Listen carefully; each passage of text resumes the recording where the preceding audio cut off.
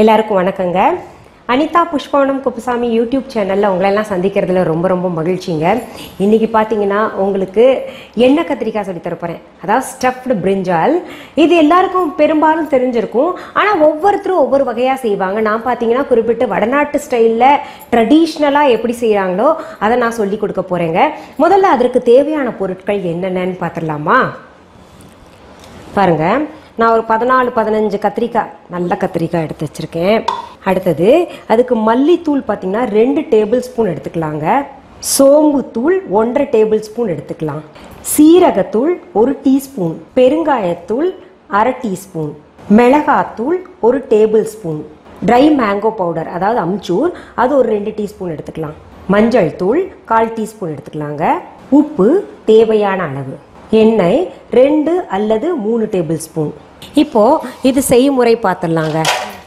கத்திரிக்காயை நம்ம என்ன பண்ணலாம், நான் இந்த காம்போடையே போடுவேன். அது போட்டால் தான் இன்னும் நல்லா டேஸ்ட்டாக இருக்கும். இப்படி 2ஆக ஊற்றுருக்கோம், இது பிரிச்சுருக்கோம் இல்லையா, அது உள்ளே பார்த்துக்கோங்க பூச்சி ஏதாவது இருக்கா அப்படின்னு சொல்லிட்டு. ஏன்னா கத்திரிக்காயில் பொதுவாகவே பூச்சி இருக்கும் இல்லையா, இப்படி 4ஆக பிரிச்சுக்கணுங்க.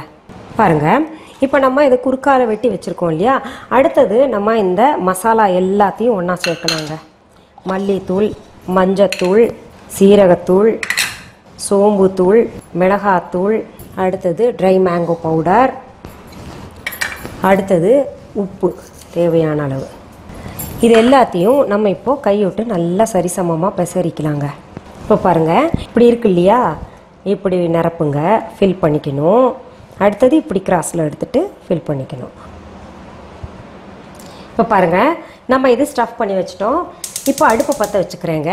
இதில் எண்ணெய் எவ்வளோ வேணுமோ அது ஊற்றிக்கலாம். ஒரு 14-15 கத்திரிக்காய் அதிலேயே ஃப்ரை ஆகணும் இல்லையா, அதனால் நம்ம ஒரு நல்ல 3 டேபிள் ஸ்பூன் அளவு போட்டுக்கலாம். எண்ணெய் சூடாகட்டும். சூடானோடனே நம்ம இந்த சீரகம் இருக்குது பார்த்தீங்களா, இந்த சீரகத்தை அதில் போடலாம். சீரகத்தை போட்டு வாசனைக்கு பெருங்காயத்தூளும் போட்டுக்கலாங்க. ரொம்ப சுவையாக இருக்குங்க.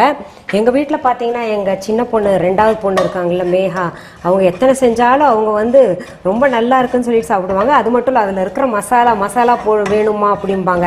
அதனால் நான் என்ன பண்ணேன், இதில் பாருங்கள் கொஞ்சம் மசாலா மீந்திருக்கு இல்லையா, இந்த மசாலாவை எடுத்து வச்சுருக்கேன். என்ன பண்ணுவேன், இதுக்கு மேலே கடைசியில் தூவி விட்டுருவேன். நல்லா இவ்வளோ மசாலா தேரும், அது அவங்க சாப்பிடுவாங்க, ரொம்ப பிடிக்கும் அவங்களுக்கு. இப்போ பாருங்கள், சீரகம் நல்லா பொரிஞ்சிருச்சு. இப்போ என்ன பண்ணலாம், நம்ம ஒவ்வொரு கத்திரிக்காயும் அப்படியே போடலாங்க. அதில் இப்போது இந்த மசாலாவையும் தூவிட்டு, அது நிறைய மசாலா இருக்க ரொம்ப நல்லாயிருக்கும். இது போட்டு நம்ம என்ன பண்ணலாம், நல்லா பெரட்டிங்க. சிம்மில் வச்சு மூடி விட்டுறலாம். இங்கே பாருங்கள், நல்லா சிம்மில் வச்சு மூடி போட்டு மூடிடலாங்க. இப்போ நம்ம இந்த மூடி வச்சுருக்கோம் இல்லையா, இது பார்த்தீங்கன்னா இதில் இருக்கிற தண்ணி சொட்டாக இறங்கிங்க. அது கத்திரிக்காய் நல்லா பக்குவமாக வெந்துடும். அது தவிர நம்ம என்ன பண்ணுவோம், இன்னும் பக்குவமாகணும், நல்லா ஃப்ரை ஆகணும், டீப் ஃப்ரை ஆகணும்னா இது பாதியிலேயே இந்த மூடி வெந்தோடனே, கத்திரிக்காய் பாதி முக்கால்வாசி வெந்தோடனே எடுத்துடணுங்க. எடுத்துட்டு அந்த கத்திரிக்காயை பெரட்டி நம்ம நல்ல பக்குவமாக வதக்கி எடுக்கலாங்க. ரொம்ப சுவையாக இருக்கும். பூரிக்கு நல்லா இருக்கும், சப்பாத்திக்கு நல்லா இருக்கும், ரச சாதத்துக்கு பொருத்தமாக இருக்கும். ஆக மொத்தத்தில் பார்த்தீங்கன்னா சாம்பார் சாதத்துக்குமே நல்லா இருக்குங்க. நடுவில் எடுத்து பார்த்துக்கலாங்க. ஆஹா, நான் சொன்னேன்ல, அந்த மூடி வச்ச அந்த மூடியோட பட்டு தண்ணி, அதில் இருக்கிற தண்ணி பட்டு ஓரளவுக்கு வெந்திருக்கும்னு சொன்னேன் இல்லையா, பார்த்தீங்களா பக்குவமாக அழகாக வந்திருக்கு. இந்த மசாலாலாம் பாருங்கள், நடுவில் நிறைய மசாலா இருக்கு பாருங்கள். இதெல்லாம் அப்படியே இந்த சப்பாத்தி கூட இல்லை, சாதத்தில் பிணைஞ்சு சாப்பிட்டா கூட அவ்வளோ ருசியாக இருக்குங்க இந்த மசாலா. நீங்கள் பாருங்கள், திறந்தே வச்சு இது கொஞ்சம் வறுத்துக்கலாங்க. கொஞ்சம் இது ஃப்ளேம் ஹையில் வச்சுக்கலாம். வச்சுட்டு இப்போ வெந்துருச்சு பாருங்கள். வெந்ததுக்கு நம்ம இப்படி அதுக்கி பார்த்தோன்னா பாருங்கள், வெந்ததுக்கு அடையாளம் தெரியுது. இப்போ திறந்து வச்சு ஃப்ரை பண்ணிக்கலாங்க. இந்த மாதிரி நல்லா காஃபி ப்ரௌனில் ஆயிடணுங்க. இங்கே பாருங்கள், இதெல்லாம் நல்லா வேகமும் செஞ்சுருக்கு. இப்போ நான் அடுப்பை அணைச்சி மாற்றிடுறேங்க பாத்திரத்துக்கு. பாருங்கள், எண்ணெய் கத்திரிக்காய் எவ்வளோ அழகாக இருக்குல்ல.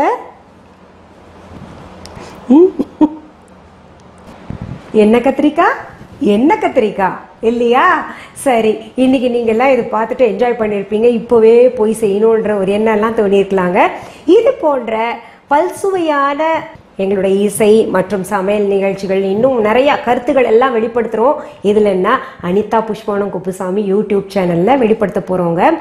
நீங்க அதை சப்ஸ்கிரைப் பண்ணுங்க. மீண்டும் சந்திக்கலாம். நன்றி, வணக்கம். அன்பான வாடிக்கையாளர்களே, உங்கள் விஹா ஸ்டோரில் பூஜை பொருட்கள், சிலைகள், ராசிக்கற்கள், வாஸ்து பொருட்கள், விதைகள், பாரம்பரிய அரிசி வகைகள், சிறுதானியங்கள், ஆர்கானிக் பொருட்கள், மூலிகை எண்ணெய், மளிகை பொருட்கள், மரச்செக்கு எண்ணெய், மரப்பொருட்கள், வெள்ளி ஆபரணங்கள், கிஃப்ட் ஆர்டிகல்ஸ், காட்டன் மற்றும் பட்டு புடவைகள், காட்டன் சுடிதார்கள், பட்டு பாவாடை, குழந்தைகளுக்கான விளையாட்டு பொருட்கள், ஹை குவாலிட்டி இமிடேஷன் நகைகள், வீட்டு உபயோக பொருட்கள், ஜூட் பேக்ஸ், ஹேண்ட்மேட் சோப்ஸ், அழகு சாதன பொருட்கள், சிறுதானிய பிஸ்கெட்டுகள், ஹோம் அப்ளையன்சஸ், இன்னும் பற்பல பொருட்கள் விற்பனைக்குள்ளது. விஹா ப்ராடக்ட்களை நீங்கள் வாங்க விரும்பினால் அது எங்களுடைய viha.online வெப்சைட் மற்றும் சென்னை ராஜா அண்ணாமலைபுரத்தில் உள்ள எங்கள் விஹா ஸ்டோரில் மட்டுமே கிடைக்கும் என்பதை தெரிவித்துக் கொள்கிறோம். வேறு எந்த ஆன்லைன் வெப்சைட்களிலும் விஹா ப்ராடக்ட்கள் விற்பனைக்கு கிடையாது என்பதை நீங்கள் கவனத்தில் கொள்ள வேண்டும். எங்கள் விஹா ஸ்டோரின் விலாசத்தை கண்டறிய கூகுள் மேப்ஸில் விஹா ஸ்டோர் என்று டைப் செய்தால் வழியை கண்டறியலாம். www.viha.online வெப்சைட்டிலும் விஹா ஸ்டோரின் அட்ரஸ் உள்ளது.